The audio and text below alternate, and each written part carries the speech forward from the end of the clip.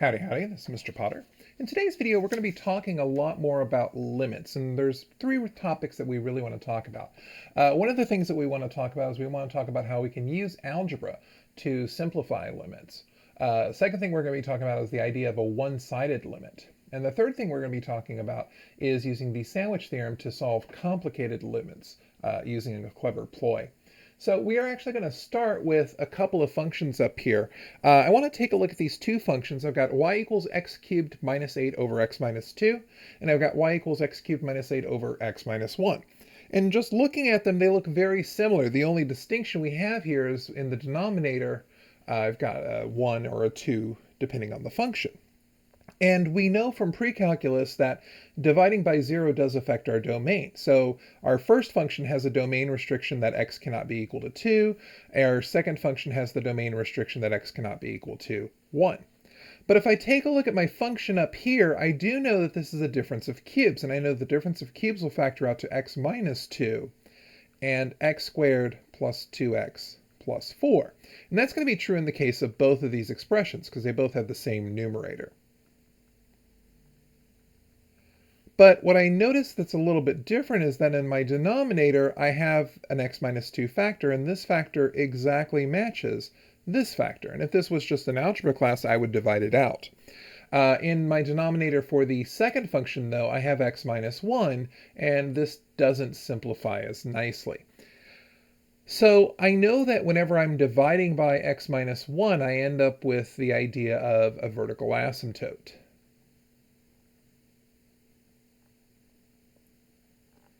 And so what happens is this graph would look like it just has a line that's an asymptote at x equals 1. I know that I'm going to have a root at x equals 2 because of this term right here. And I know that x squared plus 2x plus 4 only has imaginary solutions. So I'm not going to get any type of real satisfaction here. So what I actually end up with is I end up with a function that looks kind of like this. It's going to go down. I'm an asymptote. And then here, this is actually going to go through this point that we've got here. Now, the directions that we've got, we'll actually talk a little bit later in the course about how to determine whether I'm going up or going down. But I know that I have this asymptote. And so the idea of talking about a limit as x approaches 1 of this expression doesn't make sense. There isn't a value that we approach, and so we would say this does not exist. And notice that I'm not saying that the limit is infinity because it's not always going up, sometimes it's going down.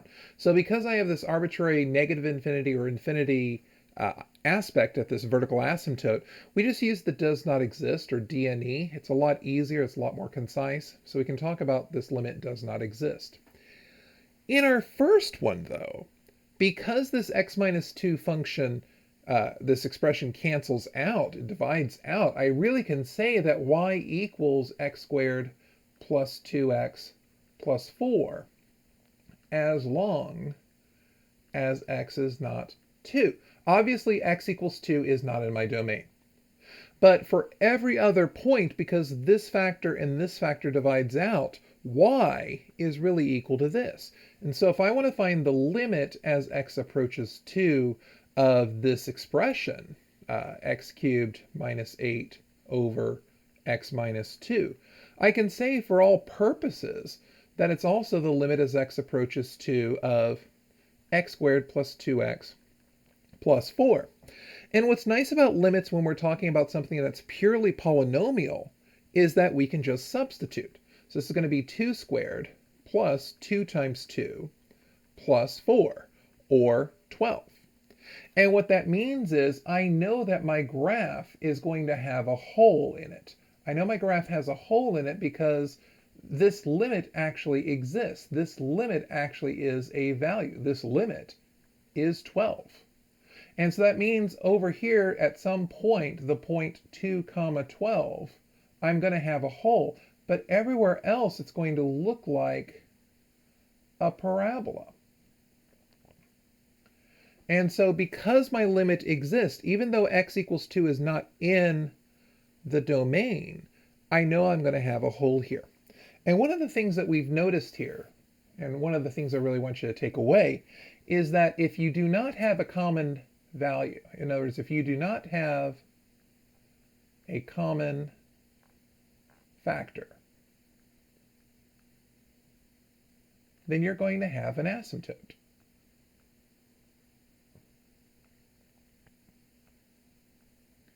And also notice that having a common factor does not necessarily guarantee that you're going to have a whole. It doesn't necessarily guarantee that you're going to have that removable discontinuity, which is what we call it. I could have just as easily had a function like x cubed minus, what is it? I could have just as easily had x minus 2 cubed over x minus 2. But I could have some situation where the entire denominator does not cancel out. In that case, I would have an asymptote. But keep in mind that if we have a common factor, in other words, if we have a common factor, then we can have a whole. So it's just something that we need to be aware of, that we can use algebra to evaluate a limit if we can end up dividing out any problems in our domain. Notice because we're able to eliminate this term in our domain, then the resulting function was something that was very easy to substitute into. So that's one thing that we need to understand, is that algebra is often a tool in evaluating these limits. The next thing I want to talk about is I want to talk about the step function. Now, we've talked about the step function in our pre-calculus course. That's the function that's usually written by x in square brackets, or sometimes we'll see int x. But what we're really talking about is the greatest integer less than or equal to x. In other words, if I wanted to know the greatest integer less than or equal to 1.5, well, the greatest integer that's less than 1.5 is 1. And if I was to do the exact same thing with 1.9, the greatest integer that's less than 1.9 is 1. And I could even do this with 1.9999. That's again going to be 1. But I do notice that something happens. When I actually reach 2, now my greatest integer that's less than or equal to 2 is, in fact, 2. And if I was to look at this from a graphical standpoint, then I would notice starting at x equals 1 and going all the way to 1.99999999999, it's going to be equal to a y value of 1. But as soon as I hit 2, my graph jumps up immediately to 2. And then 2.1, 2.2, all the way up to 2.99999999999, and then we hit 3 again. And so what happens is this graph has this stair-step appearance to it, where the entire unit up to but not including the right endpoint is going to be a constant value, and it jumps up to the next integer as soon as it actually hits that boundary point. So I could really think of this domain as really being a whole bunch of integers going from a to a plus 1 with the parentheses over here. Because my left endpoint is always going to be included in that constant value, my right endpoint, not so much. But this does introduce the idea of a one-sided limit. So I can talk about the limit as x approaches 2 from the left. And if I'm talking about the limit as x approaches 2 from the left, I'm talking about values strictly less than 2. And if I use values that are strictly less than 2, that means I'm using these values here. And this limit ends up being 1. I can also talk about the idea of a right-hand limit. The limit as x approaches 2 from the positive side. And now I'm talking about 2.2, 2.1, 2.01, 2.001. I'm talking about all of these values. And this limit ends up being equal to 2. So we have a notion of a one-sided limit. And the idea of using a one-sided limit is that I can talk about the limit as x approaches c from the left of f of x. And what we're going to be doing is looking at all the values up to, but not including c. In other words, I really have a parenthesis here, and I want to know what my function's behavior is for all of these values to the left of c. And what does this tend to as x approaches c? So here we're talking about values less than c. But if I talk about the limit as x approaches c from the positive side of f of x, now I'm looking at values going up to, but not including c. And again, I'm approaching from the right, values that are greater than c.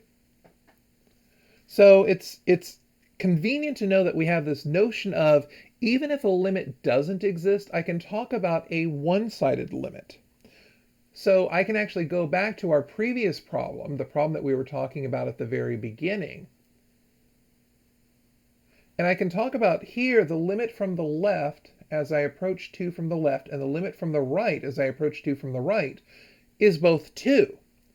But as I approach 1 from the left, I'm approaching the bottom part of this asymptote, and I could say that the limit as x approaches 1 from the left of my function.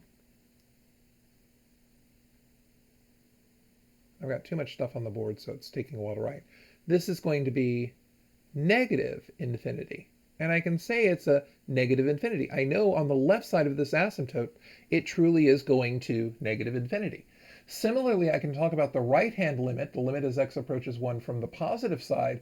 I can talk about that going to positive infinity. So let's go ahead and advance to our next slide. So the question is, when does a limit exist? In other words, when am I going to have a situation where I've got a hole? And the idea for this is, of course, I'm going to have to be able to approach that hole from the left side. In other words, the limit as x approaches c from the left of my function has to equal some value. Let's call it L1. If I have a hole, I need to be able to approach the hole from the left. And if I have a hole, I need to be able to approach the hole from the right. So the limit as x approaches c from the positive side of f of x has to be equal to some value. Let's go ahead and call that L2. But what's really important is that in order to have a hole and not have a jump or not have an asymptote, is that L1 has to be equal to L2. So in other words, in order for a limit to exist, a limit exists if and only if these three things happen. One, the limit from the left at x approaches c has to exist. In other words, I have to be able to approach my point from the left. Two, I have to be able to approach my point from the right. In other words, the limit as x approaches c from the right of my function has to exist. And three, and this really is the most important part, not only do those limits have to exist, but they have to be equal to each other. So if I go back to the step function, I know that at x equals 1 and 1.5 and 1.9, this y value is equal to 1. So the limit as x approaches 2 from the left of my greatest integer function is equal to 1. But I know that if I approach it from the right, I'm going to be using 2.5, 2.1, 2.01. The limit as x approaches 2 from the right of the greatest integer function x is 2. And so because 1 is not equal to 2, the limit does not exist.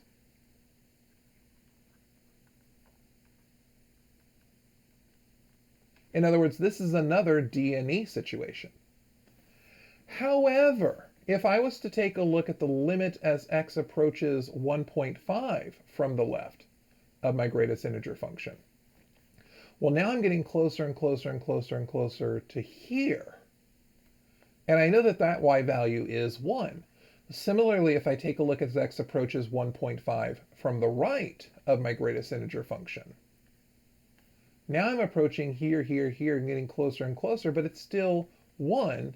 And in this case, 1 equals 1. So the limit exists. And the limit as x approaches 1 of my greatest integer function, 1.5, is 1. So keep in mind, even though my step function has all of those steps, has an infinite number of steps, in fact, the limit for all of the interior points, the points along that line segment, those limits do exist. It's only when we try and look at what's happening at the boundary that we end up with this discrepancy and the limit does not exist. I want to do another example of this. This one's going to be a graphical example. So let's say I have this function. So what I want to do is I want to take a look at several limits. I want to take a look at the limit as x approaches 0, the limit as x approaches 1, the limit as x approaches 2, and the limit as x approaches 3 of my function. So the first thing I want to do is investigate what's happening here at the origin. And the problem with what's happening at the origin is that the limit as x approaches 0 from the left does not exist because the function's not defined. In other words, values over here are not in the domain of my function.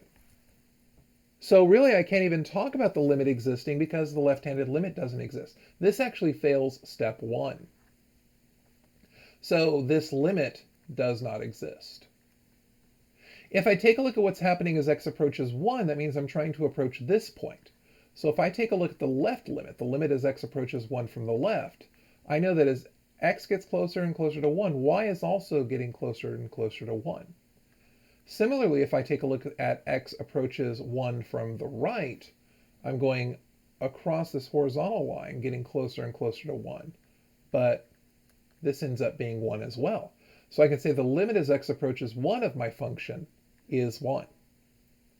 If I take a look at 2, something different is happening. Over here, as I get closer and closer to x equals 2, I'm along this horizontal line. So my left-handed limit as x approaches 2 from the left is 1. But as I approach 2 from the right, I'm coming down this slanted line, and so my limit as x approaches 2 from the right of f of x is equal to 2. And so here the limit does not exist because this actually violates the third step, that these values have to be equal to each other. If I take a look at what happens as x approaches 3, if I take a look at the left limit, the limit as x approaches 3 from the left of my function, I'm coming up this slanted line and I'm getting closer and closer to a y value of 1. And if I approach 3 from the right of my function, I'm coming up this slanted line and y again is approaching 1. So this limit equals 1 even though x equals 3 is not in the domain. So even though x equals 3 gives us a y value that's equal to 2, the limit itself is equal to 1. In other words, I have a hole that's not necessarily filled. And so that's something that I need to consider. Now, we can see that if I was to try and evaluate the limit as x approaches 4, we're going to run into the same problem when x is equal to 0. This is just going to be step 2 failing us, and not step 1. So there's one other thing that I want to talk about, and I want to talk about the idea of a sandwich theorem. And the sandwich theorem goes a little something like this. Let's say that I have some function, g of x, that I want to evaluate the limit of, the limit as x approaches c of g of x. But this is a hard problem. This is difficult. It's really difficult for us to look at and internalize and see what's happening. But I know that I can fit g of x between two functions, f of x and h of x. And f of x and h of x are easy functions. Then all I need to do is look at the limit as x approaches c for f of x and the limit as x approaches c of h of x And these are going to be numbers. And the idea, of course, is that my limit, which is really, really hard to figure out, has to lie between L1 and L2. Where the magic comes in is, what if L1 and L2 are the same? In other words, what if the limit as x approaches c of g of x lies between L and L? Well, if it lies between the same number, it can't be less than or equal and greater than or equal to the same number. We must actually have equality. And the limit as x approaches c of g of x must in fact be equal to L. Now the thing is, we're going to be given a problem where g of x is hard. Our part, the most difficult part, is finding boundary functions that allow us to actually kind of capture it. And keep in mind that our range of g of x is often going to help us with this. And so I want to finish this lesson with an example of how we would approach the sandwich theorem. So I have a really complicated problem. I want to find the limit as x approaches 0 of this function, x squared times the cosine of 1 over x squared. Really hard to function, really difficult to get my mind around. I can't even picture what this graph would look like because there's division by 0 going on here and I'm multiplying by 0. Weird stuff is happening.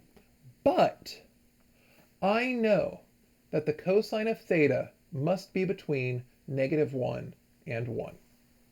And again, I know this because I know the range of cosine. And that's true no matter what angle we're dealing with. So I've got cosine of 1 over x squared. It's still a cosine function. It still has to lie between -1 and 1.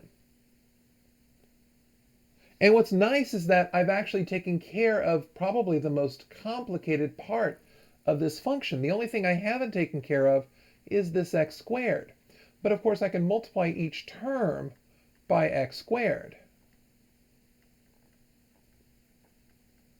And so I end up with this inequality. Now this doesn't look nice, but if I try and find the limit as x approaches 0 of x squared, this is actually a fairly easy limit because x squared is a polynomial.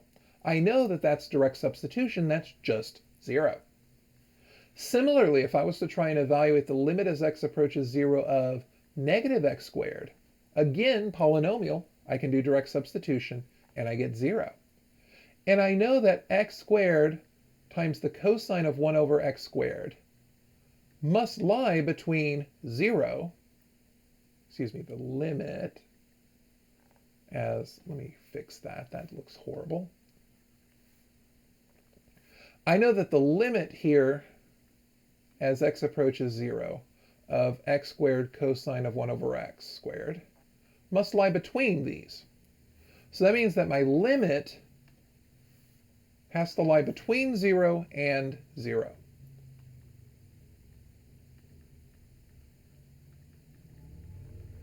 So I got to think of a number that's less than or equal to 0 and greater than or equal to 0, and I think 0 is a wonderful number. So I can say that the limit as x approaches 0 of x squared times the cosine of 1 over x squared is in fact equal to 0.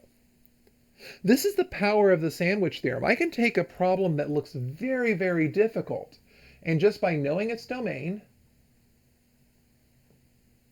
and make the middle look like my problem.